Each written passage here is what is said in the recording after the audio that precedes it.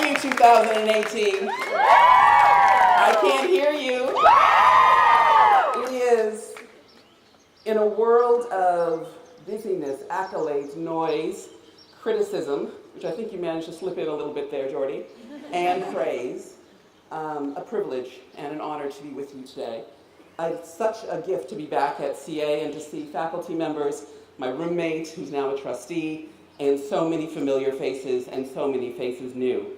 It's a place that helped to shape me, shape my worldview and values, and to be amongst so many contributors in business, science, literature, politics, philanthropy, and the arts, to even be in that high cotton, as my people would say, is a gift.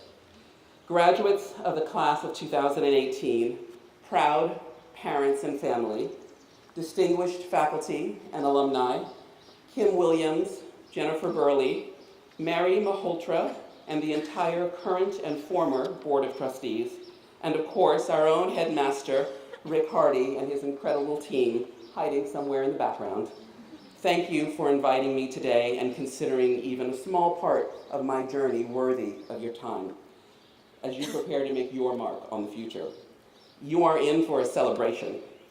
Bishop Michael Curry referenced at a recent royal wedding that a few kids might graduate from secondary school, as Kim and I would say, or high school, as we say in America, and we all just showed up. But let me tell you, if you think you're busy today, the next 5 years will be a mess. You're going to be busy building your dreams. In the coming years, I look forward to reading your books, listening to your music, advising your companies, watching you conceive ideas and inventions and policies that will improve our world. It's thrilling to be with you as you continue that journey from this familiar place where I once sat in a white dress 33 years ago. In a few years, Concord Academy will celebrate its centennial. For me, it will be a double centennial. Concord's 100th will coincide with another anniversary, the arrival of someone who reinforced the very same lessons about adaptability and empathy that I learned here. My Nana, my grandmother, was born in 1923. That's the year after CA's founding year. She grew up in the same era as this great school, in the same atmosphere of renewal and uncertainty. Her parents were sharecroppers, her grandmother a slave. I still marvel that only 4 mothers separate me from my slave ancestors. Like Concord, my grandmother survived a lot of change, nearly a century of transformation now, and since then, the two have lived parallel lives. Born on a tenant farm in brutal tobacco farming, where every day more nicotine can be absorbed through your skin than perhaps a smoker might ingest, my grandmother couldn't have imagined or been more removed from the privileged existence that Concord's founders were creating for their daughters at that time. But yet, somehow, the two moved in tandem, moving and developing many of the same strengths and values. In the 1920s, everyone was into modernity. For the first time, more Americans lived in cities than on farms. Economies boomed, insulin was discovered, no different than the global urbanization that's happening at a global scale today. With one great war over, people felt free to earn and consume. The Harlem Renaissance transformed Black cultural identity in America and gave the world inspiring activism and art of many kinds. This period was one of rapid cultural change. Concord was then founding itself as an elite girls' school. But unlike other finishing schools at the time that perhaps were cloistered and a little bit prim, it stressed rigor, academic rigor, and an unabashedly progressive point of view. From the start, Concord wanted to be an intellectual and artistic haven for engaged, scholarly women. It wanted to develop alumna who could adapt, like chameleons, but be true to their essential selves, to the character that formed them. At first, the women who must have passed through this campus, no different than my grandmother, were focused on hard work and rigor. She was also, at the same time, learning adaptability. She was sharecropping with her parents on the Geechee Islands of South Carolina, a vibrant corridor of rice, basket weaving, and indigo farming. The communities were brought from West Africa to work the coastal wetlands. She left school around 8 years old, not 18, as soon as she was strong enough to work. And while she was farming tobacco, she developed some of her greatest strengths, her resilience and her agility in times of change. The Geechee and the Gullah people were adaptable. They had to be. The land was precarious and tough, and as they pushed up and were pushed off of the marshlands, they learned to fish and to hunt and to farm tobacco. They also harbored and assisted runaway slaves, and they kept close cultural ties to West Africa, creating the country's first black churches and filling them with prayer, song, and optimism. Although they had to adjust to change after change after change, they remained fundamentally themselves. By your age, around 18, my grandmother was married. By 20, she'd given birth to my uncle and my mother, and in grueling circumstances, kept her joy, her happy, as the kids might say today. She held tight to her optimism and strength through the Great Depression, periods of poverty, racism, migration, and economic uncertainty. Sound familiar? And when the tobacco fields became less productive, the family moved north for the promise of better industrial work and jobs. In the 20s and 30s, racism in the American South was at a fever pitch. People were lynched, homes were burned, and it was a horrible, fearful life that she and many others needed to leave behind. In leaving, I believe she adapted her powers of adaptability and resilience at a time when Concord also was crafting this as a central virtue. When I think about Concord Academy, the first image that comes to mind is, of course, your rig. How many do you have yours on? All right, the chameleon. It's our symbol since our earliest days as a girls' school. The first classes kind of got it right in choosing something that was adaptable when it contributes to our symbolism and value. I always know CA was a school in the women's tradition because we didn't have like a lion or a tiger or a cheetah as our symbol, right? We're just going to be really aggressive about it. We have a chameleon, almost invisible, changing with adaptability being its purpose. I do often think how fitting it is that this quiet, unassuming little creature can embody so many lessons that I've cherished and lived by. Like our own mascot or symbol, my grandmother is small and unassuming. She's also tough and flexible, and she's weathered many storms while keeping her eye on the arc of history, her eye on the horizon. She can see it that way because she trusts her experience and her ability to survive. That's why in human development with real people, strength and adaptability often give way to maturity and empathy. And it sounds from Rick's remarks that you all have been on a journey of a similar type over your 4 years at CA. In the lives of Concord and in my grandmother, this is exactly what happened next.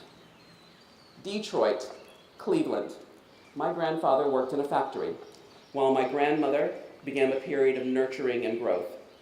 The tobacco fields were left far behind both of them, and she had 2 babies to raise and a brainy daughter who mystified her.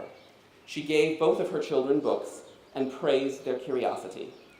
Meanwhile, Concord was undergoing a similar change. It was adopting a kinder, more modern approach to learning. And it was no coincidence that that empathy, that maturing of the school's ethos, is a reflection of its adaptability. Resilient people learn to look out for each other. And in the 40s, having established itself as one of the most respected regional girls' schools in the country, Concord Academy took the focus off rules. It took the focus off accolades. It abolished graduation prizes and rankings. It refused to stack and pit the girls against each other. It taught them to derive fulfillment fundamentally from scholarship, mentorship, and academic performance, their own worth, not a prize awarded to you. A tradition, as Rick rightly highlights, that continues to this day. For a German scholar or a Thai scholar, yes, you were here. And that's enough. The paths open to women then and now are changing, and Concord students have to prepare their voices, men and women, for the world. They were then adapting to new roles to be broader, bolder, and more self-sufficient than before. My grandmother, too, in some ways was completing her education. She was working as a maid, a domestic by then, teaching herself whatever skills she needed to know to do her job well, to become both beloved but also indispensable. During the expansionist period after World War II, my grandparents thrived. They joined a church and a building society. They bought a TV and a car. They sent my mother to university. My grandfather continued to work full-time, but the pay wasn't enough to afford a house, and so he started a building company on the weekends. He toiled and saved and was able to buy a large plot of land far outside of central Cleveland. And though their only money stretched just to the outskirts of the city, he built a large house with his own hands for his family and many others. One day, my grandmother was cleaning the home of a woman we will call Marion when a snowstorm hit. Cleveland's no better than Boston in that way. Marion was a kind and reliable employer, giving my grandmother gifts from now and then, purses, trinkets, small favors. And on that particular day, Marion offered to drive my grandmother home for safe passage through a real nor'easter. My grandmother declined the offer again and again. Something told her it wouldn't be wise. But Marion knew that the bus stop my grandmother took stopped short of my grandparents' house and that she still had to walk, and so she insisted on driving. She wanted to be helpful, no doubt. She expected her maid to live somewhere modest and perhaps run down because she hadn't seen the struggle that had gone into building their home. And as they drove up to the house, my grandmother gave the directions and guided her to the front. Marion pulled up to the house, a ranch-style home where my grandmother still lives, with a wide, generous garden. She looked confused. "You live here?" she asked. And then she fired my grandmother on the spot. "This house is almost as nice as mine," she said, "and if you live here, you don't need this job." I'm always baffled by that story, how little empathy or imagination Marion must have had. Wouldn't an ordinary person have been curious, maybe proud, asked a question? Her reaction, I believe, was not so much about class discomfort. It was about judging a working woman, and a black one, who dared to have a life or want a life as nice as her own. I wonder how many women from Concord's tradition struggled with that same attitude back then, this notion that you're aiming too high. Sometimes I say I get a little flat spot on the top of my head from being patted on the top so often, wanting things that weren't yours to claim. In the 50s and 60s, this institution was in national prominence, renowned around the region, beginning to take in boarders nationally as well as globally.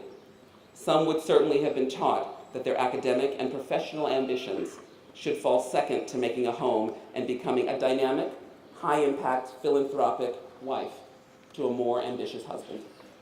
I'm glad we got through that time. We all just survived, for men and for women, that we held fast through civil rights, social awakenings, and political struggles to find our way to a more inclusive and progressive time. Coeducation, which arrived at CA in 1971, was a step towards that ideal, but still, Concord remains rooted in its female tradition, and I believe that is one of its greatest strengths. Our chapel, which was built through peaceful hours of reflection and a little home relocation from New Hampshire and Vermont, the chapel talks over 15% of which Rick quoted in his remarks, and all of our conversations, we appreciate our debt to each other. During this time, we had unwavering hope for our progress in each other, and my grandmother had the same for herself and her family. She was a little more cautious now after the 60s and 70s, which as a now older person, she found a quite difficult time. Things were changing too fast. She wanted to consolidate, slow down, keep things tangible. She wanted to protect her children from the civil rights movement. She wanted to encourage academic tendencies and my uncle's rebellious streak, and she herself spoke up for justice and civil rights, but she was conservative with her family. She wanted to keep them close and safe. I arrived at CA only a decade after coeducation, and the class, one of the first classes that I think were 50-50, but parity with both men and women. Tom Wilcox was our headmaster then, and my freshman year was his freshman year. And he emphasized intellectual rigor and independence and inclusion. He taught me to think for myself and to challenge authority. And for my family and for Concord, fundamental questions still remained unanswered. What do we do with our civil rights gains? What do we hope to achieve as men and women now? And how do we navigate a broader, expecting world? Having developed a little bit of empathy, can we extend our reach to more marginalized people? Can the school, as the parade of flags around this beautiful tent show, think globally?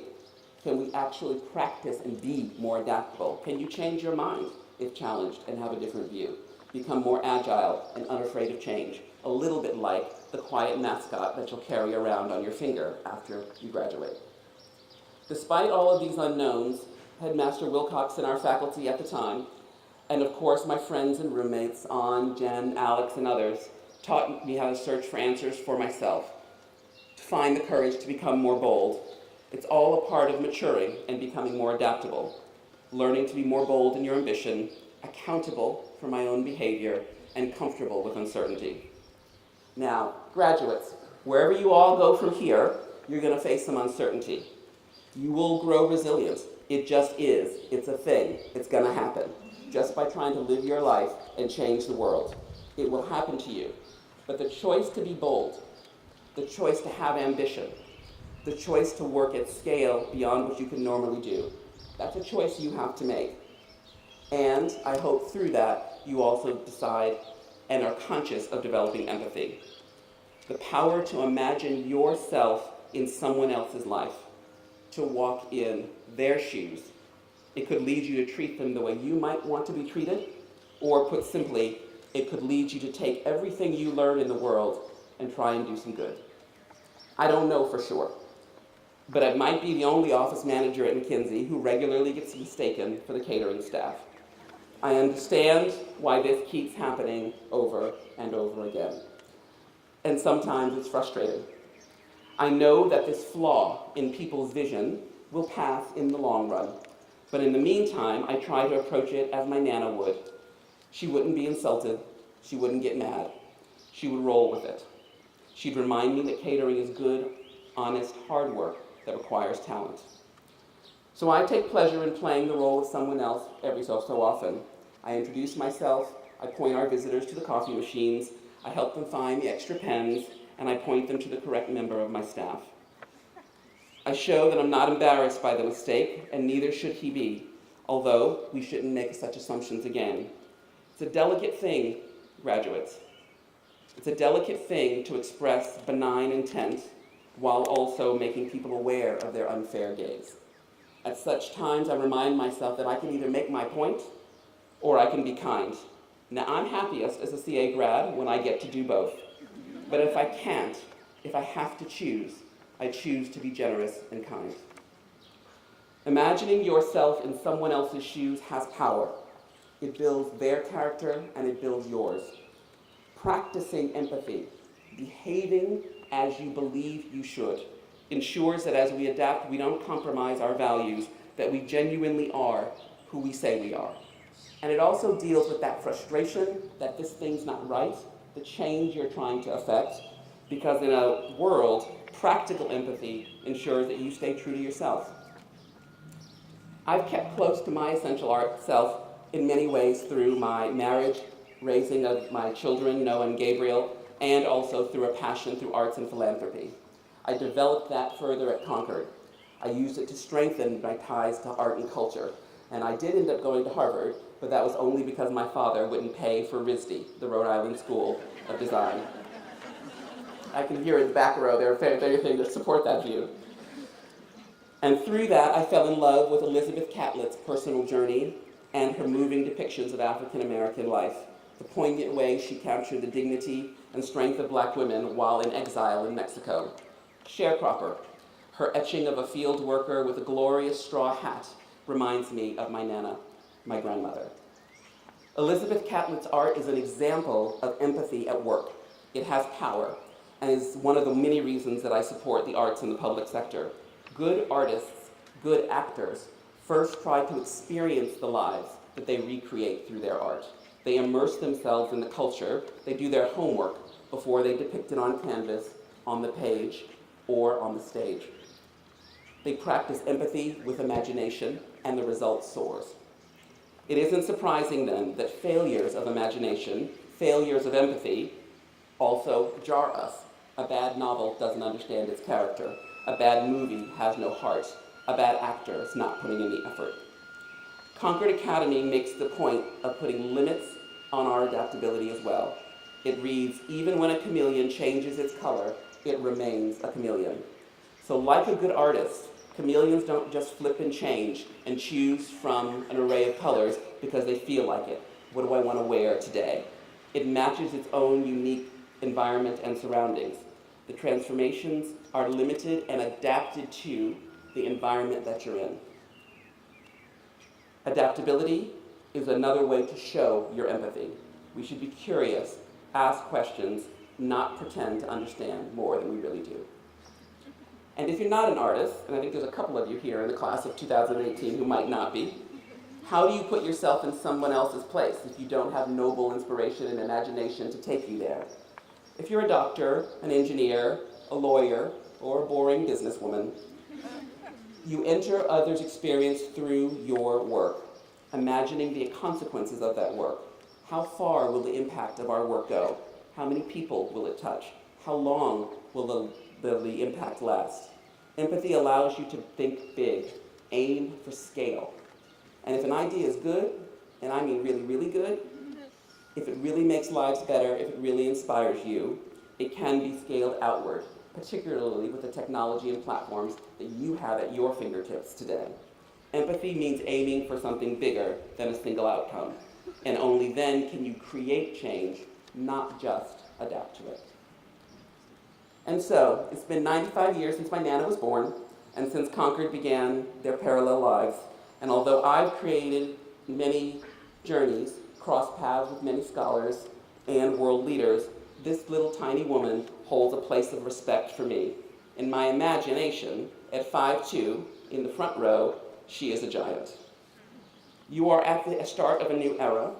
My grandmother, for sure, has grown out of her caution, and it's proof positive that she's ambitious and interested in the modern technological world, visiting us wherever we live around the world, flying in airplanes and automobiles for the first time, and also FaceTime and all these other little gadgets she can do with her new smartphone.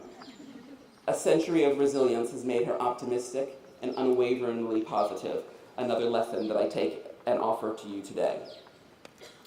In 1985, when I received my diploma, as you soon will, my grandmother was here, sitting underneath, maybe we had a cover, maybe we didn't, but she was for sure sitting on the lawn, looking at this long gauge, holding her little black clutch.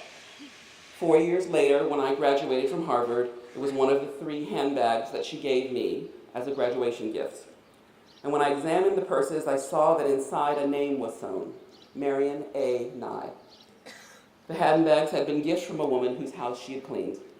They were still her treasured possessions. I removed 2 of the labels during my impetuous youth, but I grew wiser over time, and I kept the 3rd, thinking this is my history. That name, perhaps a stranger, stitched inside my Nana's purse, was a symbol of all the decades of transformation that exists between us. It reminds me that the horizon is far and also quite close, and it's vital to keep pace with both. Last March, of course, I carried that same handbag at my investiture to become a Dame of the British Empire. And, of course, I carry it today.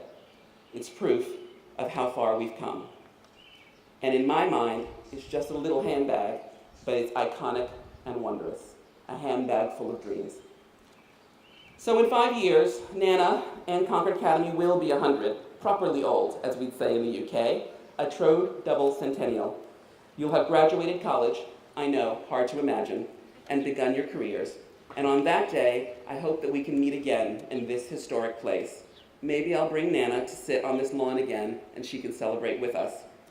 As you go out into the world, write your books, invent your technologies, launch your companies, but remain connected to each other and to this community so that you retain your optimism, curiosity, and sense of wonder. Remember to be inclusive of others, to be patient and kind, and to adapt, and I'm very sure you'll make your mark on the world. Whatever you choose, please be honorable. Whether you're a doctor, an artist, a CEO, a lawyer, an activist, and bring the hardworking, progressive character of Concord Academy everywhere you go. Thank you very much.